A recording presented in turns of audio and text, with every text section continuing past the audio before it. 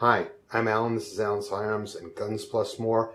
And today, what I have is a World War II firearm. I've done a number of them and I've got some great responses. So here is the next one. It's in its original holster, and the holster is in pretty good condition, which is usually hard to find, especially if it was an issued weapon. This is a 1941 Beretta Gardone. They mark them depending on what service it was in. This is the Italian Air Force model. So the Air Force officers carry this cute little gun. It's a 380. Lift the strap and take it out of its holster.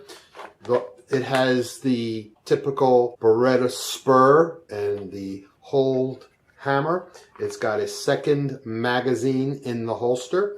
The holster is properly marked, and so is the gun. And the firearm is in pretty great shape. It's a simple gun. This is in 380. It's nice and compact and small. It is a single action gun. So you would have to have this cocked and locked with the safety on it. Now the safety is in a weird place, but you can get used to doing it, okay? So you want to keep your finger off of the trigger. It's got serrations in the rear. It's got the open slide for the barrel, which is typical of Beretta. It has got a stationary barrel, so the barrel doesn't move, slide, or tilt. It stays straight during the whole process of shooting. And the trigger on here, let me make sure this is nice and empty. Yes, it is. Trigger pull is not as light as a 1911, but I think they did that for safety probably. But you pull it, and it's probably about 5 pounds, 4 pounds. Still a single action pull. And that's it. Let's bring it to the workbench. Field strip it, clean it, lube it, and put it back together again. And this is the Beretta Gardone. I hope I'm saying that right. It's Gardone. It's marked 1941. It was issued by the Italian Air Force in World War II. It was an officer's and pilot's sidearm. Now, they mark these for different areas of the military. So the naval guys had ones with a different stamping on it.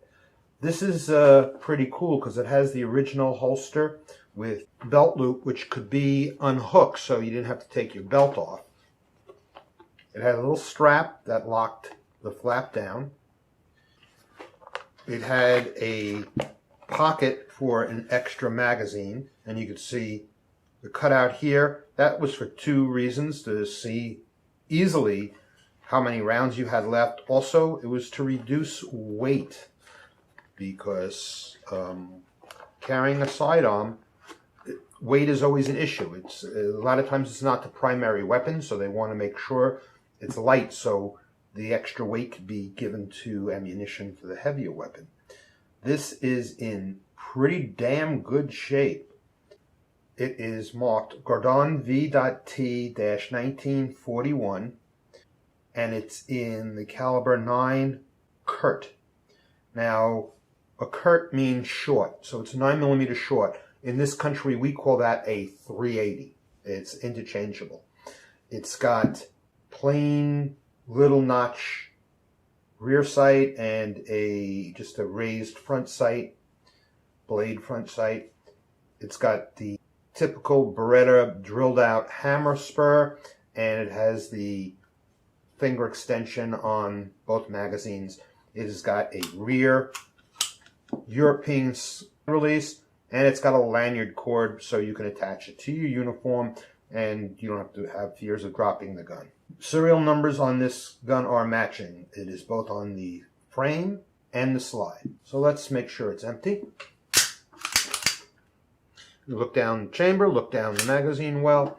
Now, it's got a strange safety. It's off to the side, so you have to really, if you have long thumbs, it's not so bad, but if you have a short thumb, you got to take it out. You know, the way you would hold this gun this way, I couldn't get the safety down. I had to move it into my hand in a strange position. But This safety is also designed to be part of the takedown system, and we'll show you how that works. Now, the way you take this apart, you put it into safety. See that? Pull it back, and I gotta get the safety up. Put it into safety, pull it back, and then you can push the safety up with your thumb. Okay? Now, once you're in safe mode,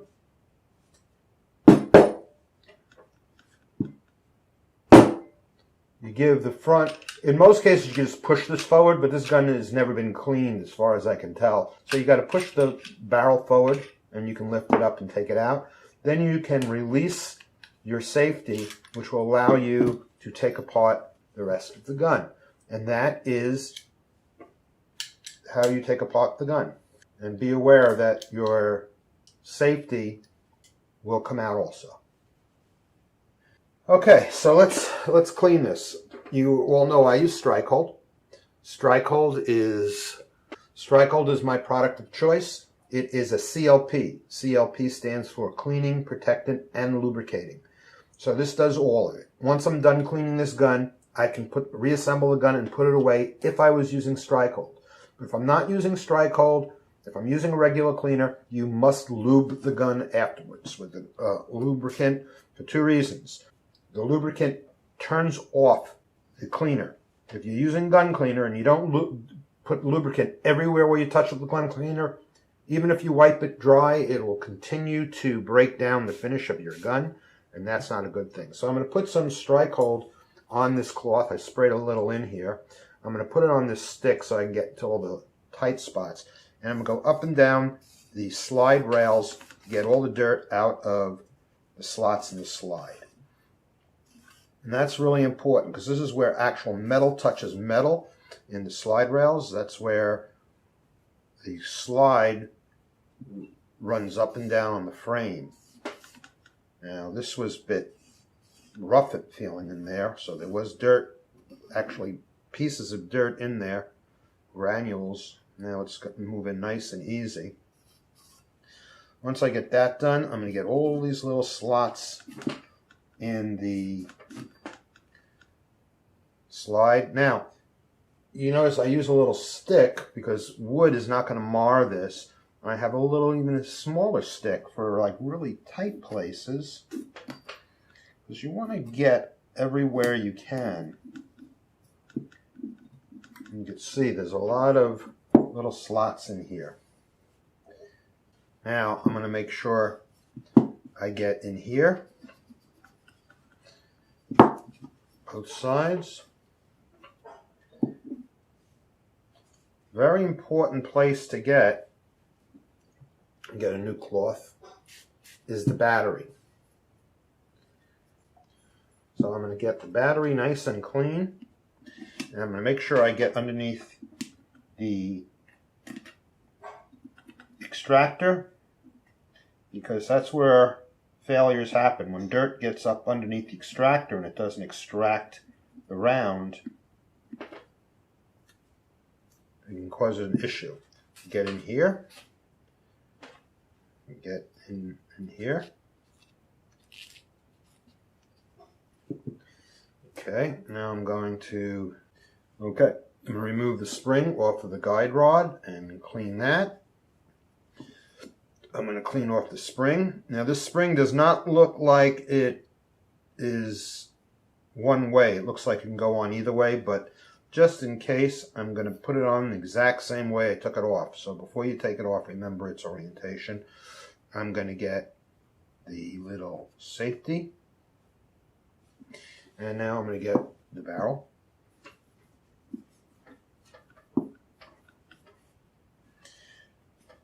Get this lug back here.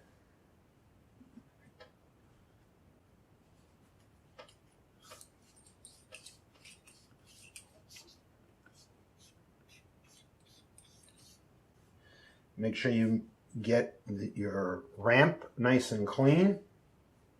A little extra attention inside the chamber. Make sure the chamber is clean where the shell sits. Okay. Okay, so now we have the frame. I want to get the slots on the side of this frame, right where the slide goes on. Make sure they're nice and clean. The top of the frame, the sides. Make sure I get the whole frame nice and clean. Now I'm going to wipe down this whole firearm with strike hold because it is a cleaner protectant and bring back a little luster to it. Cleaner, remember, wherever you touch it with a cleaner, you got to touch it with oil. Because if you don't, after a while, it will eat up your bluing, which is, this will do the opposite. This is going to protect the bluing.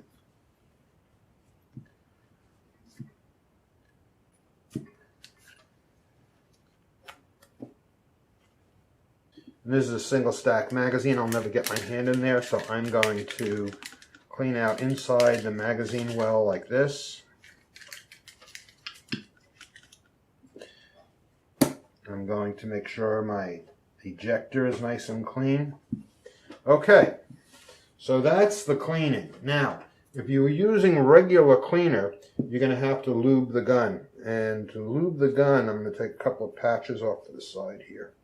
Okay, I'm going to take a patch and I'm going to put 3 drops of oil.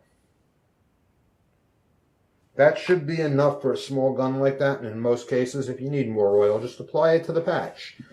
And the first place I'm going to do, while I have the most oil on this rag, it's not spread out on the gun yet, is hit the slots on the slide, because that is actually areas where lubrication is necessary for the operation of the gun.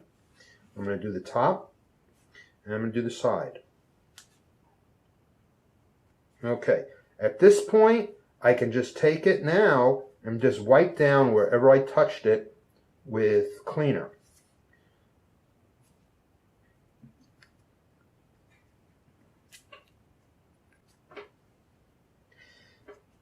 One place I will put, now I usually don't put oil directly on a gun, on a firearm, but in this case I'm going to put 1 drop of oil back here on the hammer area.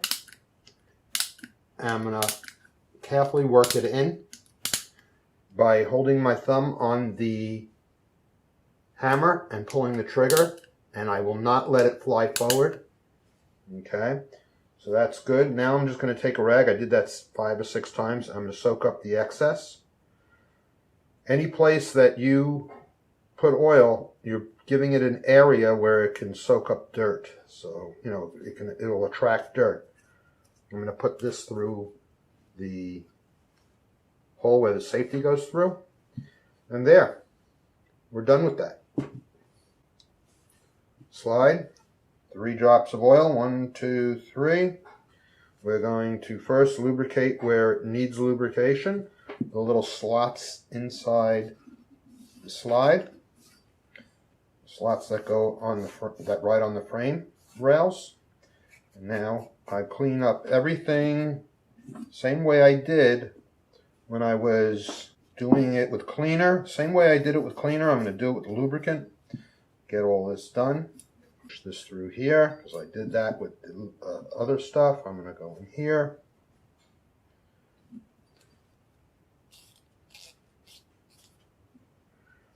Okay. Get back here. So wherever you cleaned it with cleaner, you're going to hit it with lubricant. Just wipe down with the rag. Okay. The pin, safety. Guide rod. Remember the orientation of the spring.